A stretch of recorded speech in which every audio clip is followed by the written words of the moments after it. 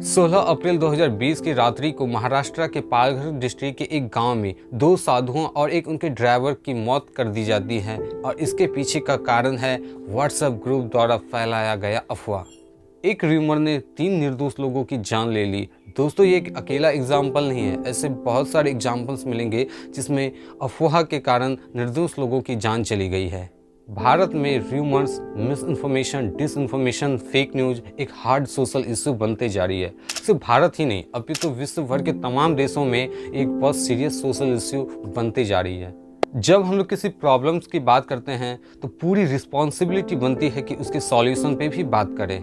ये जो fake news की प्रॉब्लम है, इसकी सॉल्यूशंस को 3 पॉइंट में समझ सकते हैं। पहला सेल्फ अवेयरनेस, दूसरा गवर्नमेंट स्टेप और तीसरा टेक कंपनी स्टेप।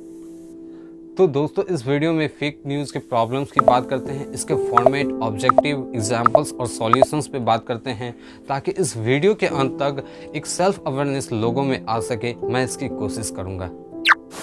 एक एवरेज में वीकली 100 न्यूज़ बाइट्स सुने जाते हैं या पढ़े जाते हैं, जो कि ट्रू हो सकते हैं या फिर फेक हो सकते हैं। इस वीडियो में फेक न्यूज़ पे इसलिए फोकस करते हैं क्योंकि इसका फेक न्यूज़ का स्कोप बढ़ते जा रहा है।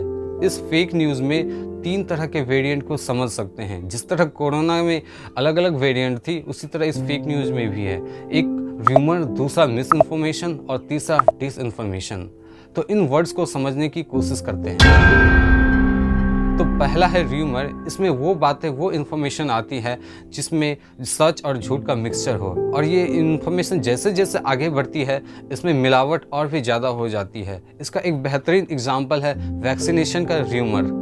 दोस्तों, जब हमारे देश में वैक्सीनेशन स्टार्ट हुई थी तो किस तरह के र्यूमर्स चल रही थी ये सभी जानते हैं। डॉक्टर्स के द्वारा तो कहा गया कि हाँ, जो एक साइंटिफिक फेनोमेना है कि वैक्सीन लेने के बाद फीवर हो सकते हैं या बॉडी पेन हो सकते हैं। लेकिन इसमें एक बात मिक्स हो गई। कांग्रेस के एक नेता द्वारा कहा गया कि इस वैक्सीन से नपुंसकता आ जाएगी। फर्दर समाजवादी पार्टी के अध्यक्ष अखिलेश यादव ने कहा कि ये बीजेपी का वैक्सीन है, इसको हम नहीं लगवाएंगे। तो सोचिए दोस्तों, ग्राउंड लेवल में इस बात की असर कैसा होगा, क्योंकि कांग्रेस के नेता, एसपी के नेता इस बात को उलूल जुलूल बयान देके और भी र्यूमर को मजबूत कर दिया था। अब दूसरी पॉइंट पे आते हैं, मिस इन्फॉर्मेशन। इसमें किसी बात को बिना वेरीफाई करके जल्दीबाजी में शेयर कर देना, टीआरपी के चक्कर में, पॉपुलैरिटी के चक्कर में। और इसका सबसे बड़ा एग्जाम्पल है 26 जनवरी 2021 के दिन, जब ट्रैक्टर द्वारा रैली निकाली गई थी। एक शख्स द्वारा हुड़दंगी करते हुए खुद की मौत हो जाती है और राजदीप सरदेसाई जैसे बड़े पत्रकार ने इस बात को कहा कि पुलिस के द्वारा चलाई गोली के कारण इस शख्स की मौत हो गई, जो कि एक फेक न्यूज़ निकली। इसी कैटेगरी में एक और बात आती है 2000 रुपए के नोट में नैनो चिप का होना। इस पे भी आगे बात करते हैं। दोस्तों, यहाँ कुछ सेकंड के लिए मैं आपको इंटरप्ट करना चाहूँगा। अगर अभी तक आप इस चैनल को सब्सक्राइब नहीं किए हैं तो कर लीजिए प्लीज़। तो अगेन हम लोग अपने पॉइंट्स पे आते हैं। तीसरा है डिसइन्फॉर्मेशन, जो कि ज़्यादा डेंजरस है। इसमें पूरे के पूरे झूठे स्टोरीज़ को फैलाया जाता है या फिर आधे अधूरे सच, आधे अधूरे झूठ को मिक्स करके फैलाया जाता है। किसी वीडियो क्लिप को छोटे से भाग को ट्रिम करके गलत दावे के साथ पेश किया जाता है। किसी फ़ोटो को फोटोशॉप करके गलत कैप्शन के साथ पेश किया जाता है। किसी 100% सही पिक्चर को गलत दावे के साथ लोगों में शेयर की जाती है। ये डिसइन्फॉर्मेशन है। और दोस्तों, ये सब होती है जानबूझकर प्रोपेगेंडा फैलाने के लिए, सोसाइटी को मिसलीड करने के लिए, कॉन्फ्लिक्ट पैदा करने के लिए, लोगों को डिफेम करने के लिए, वेबसाइट में ट्रैफिक बढ़ाने के लिए, पॉलिटिकल विंडो को अपनी ओर खींचने के लिए डिसइन्फॉर्मेशन का अलग अलग तरीके से यूज किया जाता है। दोस्तों, इसके दुनिया भर में लाखों एग्जाम्पल्स मिलेंगे, लेकिन हम लोग भारत के कॉन्टेक्स्ट में देखें तो कुछ एग्जाम्पल्स पे बात करते हैं। दोस्तों, आलू से सोना बनाने वाली बात की मजा तो आप लोग बहुत लिए होंगे। एक्चुअली इस वीडियो में राहुल गांधी को डिफेम करने के लिए उनके एक छोटे से भाग को ट्रिम करके फैलाया गया था। यही चीज़ मोदी जी के साथ भी किया जा रहा है अपोजिट पॉलिटिकल पार्टीज द्वारा। योगी आदित्यनाथ को लेके भी एक फोटो को काफ़ी ज़्यादा वायरल किया गया था, जिसकी रियलिटी में ये इमेज थी। तो दोस्तों, यहाँ पे एक पॉलिटिकल पार्टीज द्वारा दूसरे पॉलिटिकल पार्टीज को डिफेम करने की कोशिश की जाती है। ये सभी पॉलिटिकल पार्टीज करती हैं। सिर्फ पॉलिटिकल पार्टीज ही नहीं, कुछ कंपनियों द्वारा दूसरे कंपनी के प्रोडक्ट को डिफेम करने के लिए तरह तरह के मैसेजेस चलाए जाते हैं। दोस्तों, इसी कोरोना के दौरान 15 अप्रैल को मुंबई के बांद्रा में सड़कों पे बहुत सारे लोगों का भीड़ जमा हो गया। ये भी एक फेक न्यूज़ के कारण हुई थी, जिसमें कहा गया था कि एक स्पेशल ट्रेन चलने वाली है बांद्रा से बिहार तक। तो आप देख सकते हैं कि एक फेक न्यूज के कारण भी अफरा तफरी मच सकती है। इसी तरह नमक की शॉर्टेज को लेकर अफवाह उड़ी थी। इसी तरह कोरोना काल में एक फेक न्यूज निकली थी कि 5G के ट्रायल से निकलने वाली रेडिएशन के कारण ह्यूमन बॉडी की इम्यूनिटी कमजोर हो रही है, जिसके कारण कोरोना से डेथ हो रही है। दोस्तों ये भी एक सरासर फेक न्यूज़ थी और इसके डिटेल्स में आप जानना चाहते हैं तो इस आई वाले बटन में जाइए और इस वीडियो को देखिए। इस वीडियो में 5G हार्मफुल है या सेफ़ है काफ़ी अच्छे से एक्सप्लेन किया गया है, ज़रूर एक बार देखिए। दोस्तों अब बात करते हैं फेक न्यूज़ के उस सबसे बड़े रिडिकुलस एग्जाम्पल जिसमें 2009 में नैनो चिप होने की बात कही गई और इस डिसइंफॉर्मेशन को जी न्यूज़ आज तक में भी दिखाया गया और उन लोगों का जो कॉन्फिडेंस का लेवल था, लगता है कि खुद सरकार ने इस बात को अनाउंस की हो कि इसके अंदर नैनो चिप है। दोस्तों अब इसके सॉल्यूशन पे बात करें तो मेनली 3 पॉइंट्स निकल के आते हैं। सेल्फ अवेयरनेस, गवर्नमेंट स्टेप और टेक कंपनी द्वारा लिया गया कोई स्टेप। फेक न्यूज़ के हेडलाइन को ऐसे ही डिज़ाइन किया जाता है कि जिसमें उसकी क्लिक बेट ज़्यादा बढ़े और इसका स्टोरेज को वैसे ही डिज़ाइन किया जाता है कि ये आपके इमोशंस को हिट करे, आपके हैप्पीनेस को बढ़ाए या सैडनेस को, या ये आपको शॉक कर दे, ताकि आप मजबूर हो जाएं कि इस मैसेज को फॉरवर्ड करें, लोगों के साथ शेयर करें। इसलिए जब भी कोई इन्फॉर्मेशन, कोई भी बात सुनते हैं तो आप अपने इमोशन को हिट होने से पहले लॉजिकल बनिए।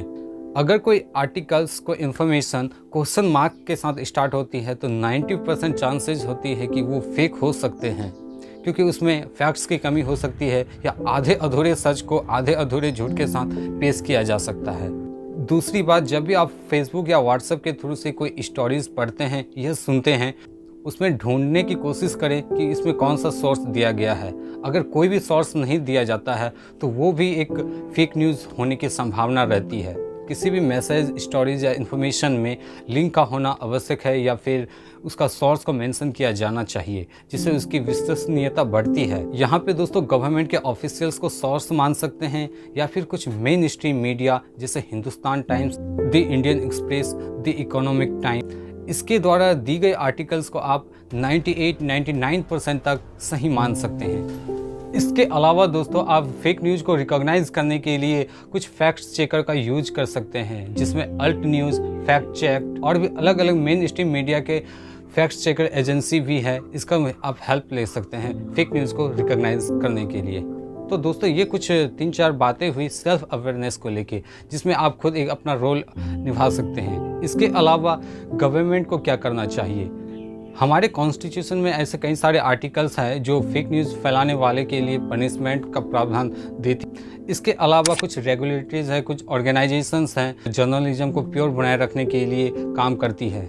लेकिन इंडियन गवर्नमेंट को एक स्पष्ट क्लियर कट लॉ लाने की ज़रूरत है इस फेक न्यूज़ के अगेंस्ट। इसके अलावा गवर्नमेंट को एजुकेशन के थ्रू फेक न्यूज़ के बारे में लोगों को अवेयर करनी चाहिए, स्कूल सिलेबस में इसको इंक्लूड करनी चाहिए। दोस्तों ये चीज़ इटली में हो चुकी है, स्कूल के सिलेबस में बच्चों को फेक न्यूज़ के अवेयरनेस को पढ़ाया जाता है। इसके सॉल्यूशन को लेके जो सबसे मेन रोल अदा करने वाली चीज़ है, टेक कंपनी द्वारा कोई स्टेप लिया जाना।